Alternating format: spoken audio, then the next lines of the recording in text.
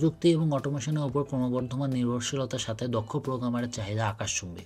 আপনি একজন ছাত্র, পেশাদার বা ক্যারিয়ার পরিবর্তন করতে চাচ্ছেন, এমনকি যে কেউ হন না কেন, প্রোগ্রামিং শিখলে আপনার জবের অভাব হবে না। কিন্তু প্রোগ্রামিং ল্যাঙ্গুয়েজের ফিল্ডটা অনেক পরিবর্তনশীল। প্রতিনিয়ত রিসার্চাররা এটার উপর কাজ করছে কেমন করে এটাকে আরও সহজ করা যায়। উদাহরণ হিসাবে যদি আমি বলি, অ্যাসেম্বলি ল্যাঙ্গুয়েজ অনেক কঠিন, কিন্তু তারপরে সি আসার কারণে প্রোগ্রামিং করা অনেকখানি সহজ হয়ে গেছে।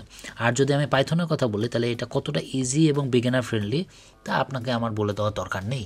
এই ফিল্ডে সময় অনেক মূল্যবান, তাই আমি আপনাদের এমন কিছু প্রোগ্রামিং ল্যাঙ্গুয়েজ বলবো যেগুলো প্রোগ্রামিং ল্যাঙ্গুয়েজ আপনার 2024 সালে না শিখলেও চলবে, এবং তার সাথে সাথে আমি এমন প্রোগ্রামিং ল্যাঙ্গুয়েজের কথাও বলে দেবো যে প্রোগ্রামিং ল্যাঙ্গুয়েজগুলো আপনারা শিখলে অনেক বেশি ফায়দা পাবেন। তো চলেন শুরু করা যাক। Number 5, Fortran. 1950 সালে ডেভেলপ করা ফোরট্রান একটা জেনারেল পারপাস প্রোগ্রামিং ল্যাঙ্গুয়েজ। এটা সায়েন্টিফিক এবং নিউমেরিক্যাল ক্যালকুলেশনের জন্য বানানো হয়েছিল, যেটা এখনও রিসার্চাররা ব্যবহার করেন। এর সিনট্যাক্স অনেক কমপ্লেক্স এবং ডিফিকাল্ট টু লার্ন।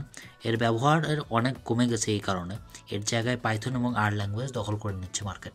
পরবর্তী লিস্টে আছে objective C plus plus. Objective C plus plus মূলত অবজেক্টিভ সি এবং সি প্লাস প্লাসের একটা কম্বিনেশন, যেটা দুইটা ল্যাঙ্গুয়েজের ফিচারে ব্যবহার করতে দিত ডেভেলপারদের।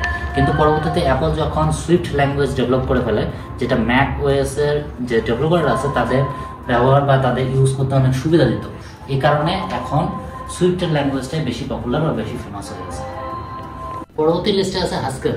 এটা মূলত একটা প্রোগ্রামিং ল্যাঙ্গুয়েজ, যেটা 1980 সালে কিছু ম্যাথমেটিশিয়ান এবং কিছু সায়েন্টিস্ট মিলে তৈরি করেছিলেন ফাংশনাল কাজগুলো করার জন্য, বা ডেটা অ্যানালাইজ বা টেক্সট ম্যানিপুলেশন করবে এরকমের জন্য।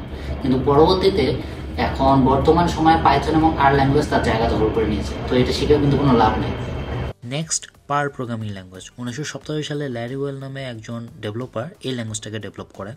এটা মূলত প্যাটার্ন ম্যাচিং এবং টেক্সট ম্যানিপুলেশনের জন্য ডেভেলপারদের কাছে অনেক জনপ্রিয় একটা ল্যাঙ্গুয়েজ ছিল। এর মার্কেটও এখন পাইথন আস্তে আস্তে ধ্বংস করে দিচ্ছে।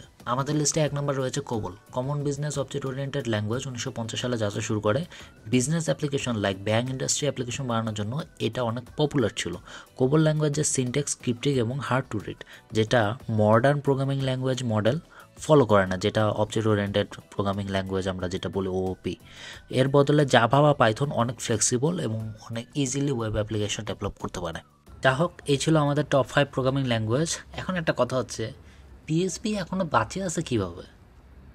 আমাদের চ্যানেল 1000 সাবস্ক্রাইবার পূরণ করেছে, ধন্যবাদ আপনাদের। 2023 সালের চ্যানেল এবং ফেসবুক পেজের গিভঅ্যাওয়ে প্রোগ্রাম লঞ্চ করা হয়েছে, সেটার ডিটেলস আপনারা আমার ফেসবুক পেজে পেয়ে যাবেন।